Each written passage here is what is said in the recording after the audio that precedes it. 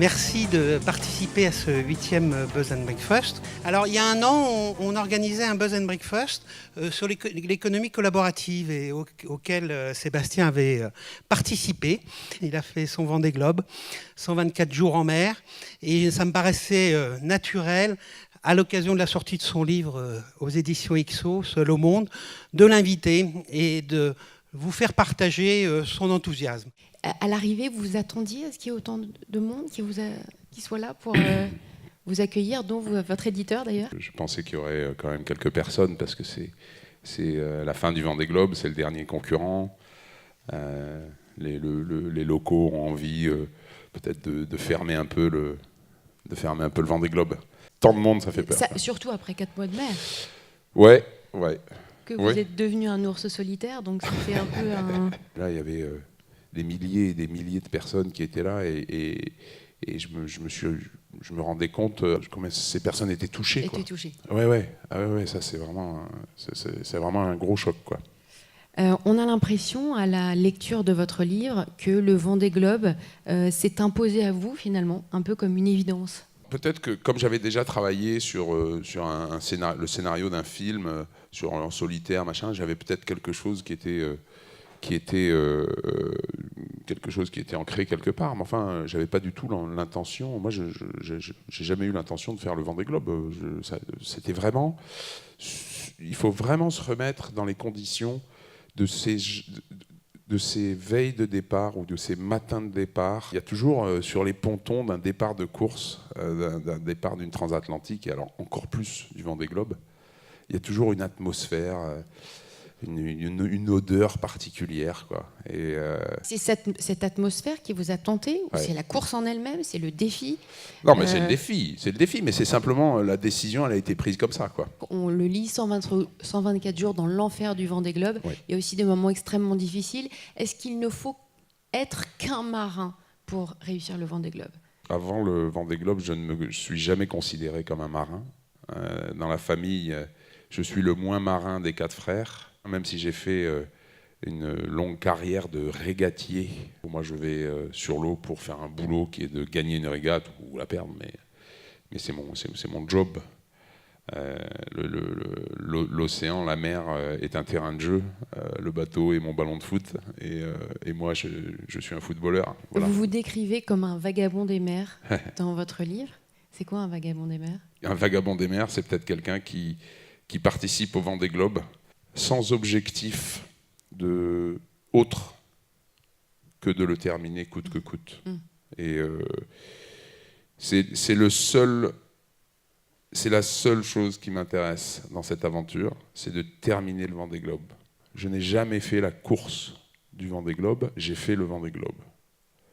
Et ça m'a souvent été un petit peu... j'ai un petit peu été critiqué pour ça, parce qu'on aurait aimé que je parle plus souvent de la course du Vendée Globe, la compétition de gagner 3 mètres ou d'en perdre 2.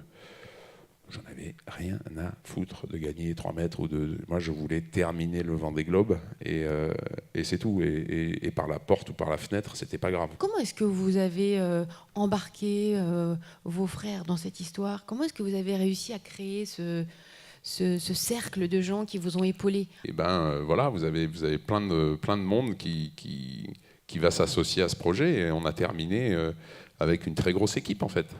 On était une très très grosse équipe, hein. Il y avait plein de monde qui bossait partout dans tous les sens. Mais c'est un vrai bonheur, quoi. C'est un vrai bonheur de voir. Moi, j'étais sidéré de voir le nombre d'heures passées par mon équipe au Sable d'Olonne, la dernière semaine avant le Vendée Globe. Les mecs, ils travaillaient H24 sur le bob. Il y avait besoin, hein, mais on n'était pas prêts. Hein. Ça vous mettait une grosse pression, ça, non? Mais ouais, mais c'était beau comme tout.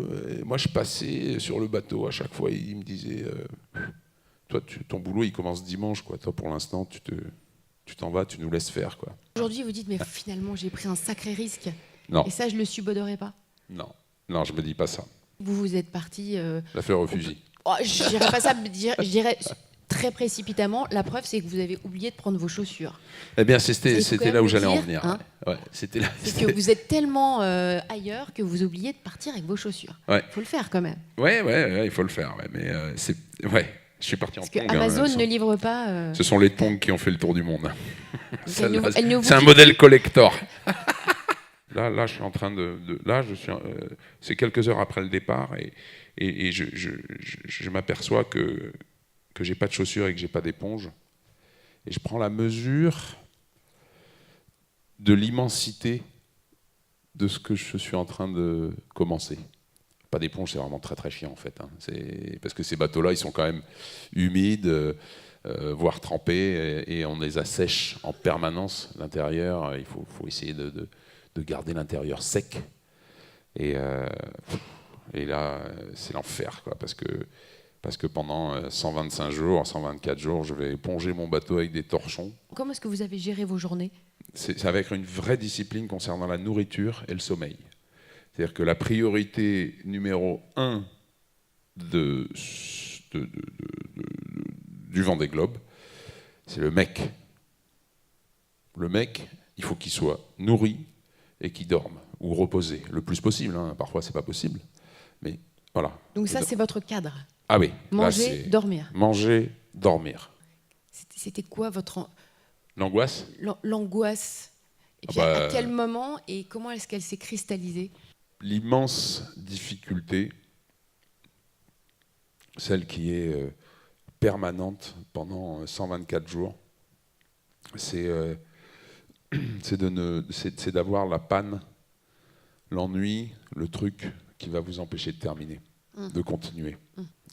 Évidemment, quand un nouveau chavirage, mais cette fois je dors et je me retrouve éjecté et du coup allongé par terre dans mon duvet avec les côtes cassées.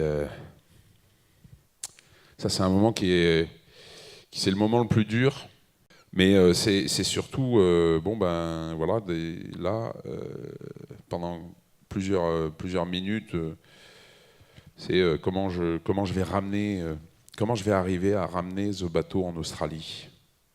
Parce qu'il n'est pas du tout question de pouvoir continuer le Vendée Globe.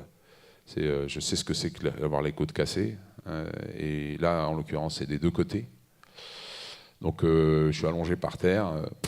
Et je me dis, mince, là, il faut... Comment je vais ramener ce bateau seul, hein ? Mais en fait, il se trouve que ce mauvais moment, c'est le plus beau du Vendée Globe. En tout cas, de mon Vendée Globe. Parce que d'une épreuve qui est arrêtée, hein, voilà, pof, le Vendée Globe s'arrête, on rentre en Australie, on va essayer de ramener ce bateau. Et donc, quelques heures après, vous devez aller faire quelque chose, vous allez le faire en rampant. Et puis un petit peu plus tard, au lieu de ramper, vous allez pouvoir vous mettre à quatre pattes. Et puis le lendemain, peut-être ça sera à genoux. Et puis finalement, vous vous redressez. Et puis éventuellement, 2 mois après, vous coupez la ligne d'arrivée au Sable d'Olonne. Et ça c'est un moment super dur pour un instant, quoi. Crac, voilà. L'aventure s'arrête là. Et puis en fait, elle continue. Et elle continue.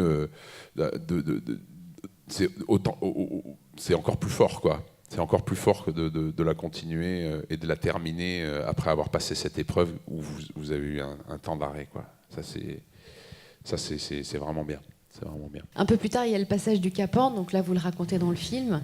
À quoi il ressemble, ce cap ? Quand on passe le Cap Horn, moi, je réalise l'énormité de ce que j'ai fait pour arriver là, quoi. Vous savez, c'est comme ce trophée. Ce trophée, c'est le trophée du Vendée Globe, réservé à ceux qui l'ont terminé. Je peux vous dire que ce trophée-là, un trophée, c'est un trophée. Des trophées, j'en ai plein. Je suis pas un mec qui garde, c'est des ramasses-poussières, quoi. Mais celui-là, je sais ce qu'il m'a coûté. Et c'est comme le Horn.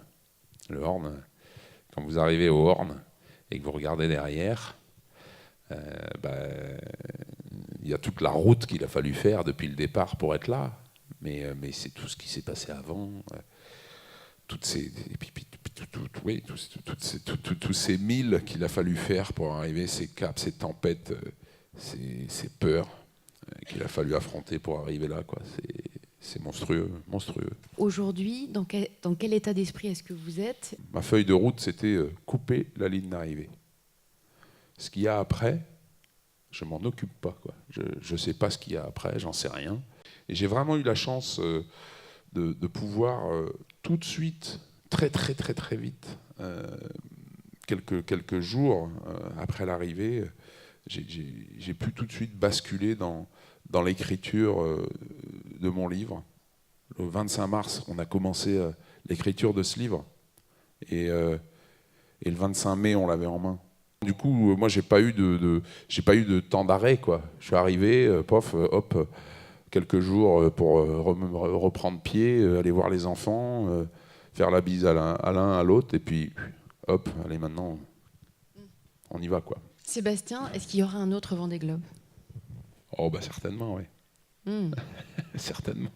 Voilà, je voulais tous vous remercier Capucine, Sébastien, bien sûr. Et c'est vrai que moi qui ai vécu cette aventure très proche, je suis encore touché et vraiment, ensemble, on va beaucoup plus loin et c'est pas terminé.